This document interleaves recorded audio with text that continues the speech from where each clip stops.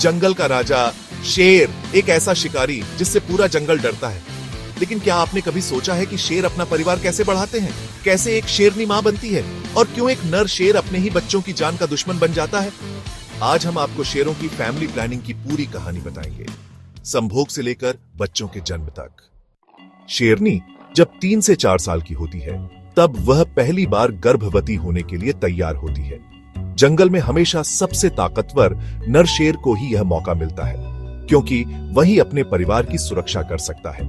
संभोग के दौरान शेरनी और नर शेर 4 से 5 दिनों तक साथ रहते हैं। इस दौरान नर शेर दिन में 20 से 40 बार तक संभोग कर सकता है। यह सुनकर आपको हैरानी जरूर होगी, लेकिन यह प्रकृति का नियम है ताकि मादा शेरनी जल्दी गर्भ धारण कर सके।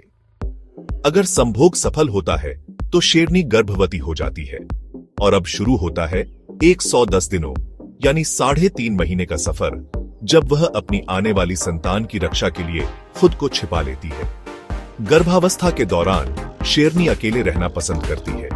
वह शिकार करना बंद कर देती है और एक सुरक्षित स्थान खोज लेती है, ताकि जब बच्चे जन्म लें तो वे शिकारियों से दूर रहें।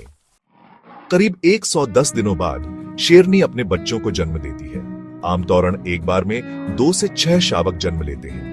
जन्म के समय ये छोटे शेर पूरी तरह अंधे होते हैं और अपनी मां पर पूरी तरह निर्भर होते हैं। पहले 1 महीने तक ये शावक सिर्फ मां का दूध पीते हैं और धीरे धीरे जंगल के खतरों से बचना सीखते हैं। शेरनी के बच्चों के लिए सबसे बड़ा खतरा कोई शिकारी नहीं, बल्कि खुद जंगल का राजा नर शेर है।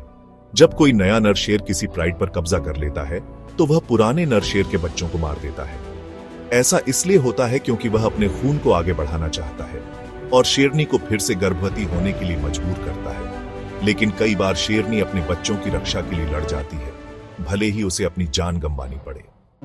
6 महीने बाद शावक मांस खाना शुरू कर देते हैं और धीरे धीरे शिकार करना सीखते हैं। 2 साल की उम्र में वे इतने मजबूत हो जाते हैं कि खुद अपने पैरों पर खड़े सके, और तब जाकर जंगल में उनकी असली परीक्षा शुरू होती है। ये जंगल का नियम है, ये प्रकृति का चक्र है। हर शेर का सफर यही होता है, प्यार, संघर्ष और अस्तित्व की जंग।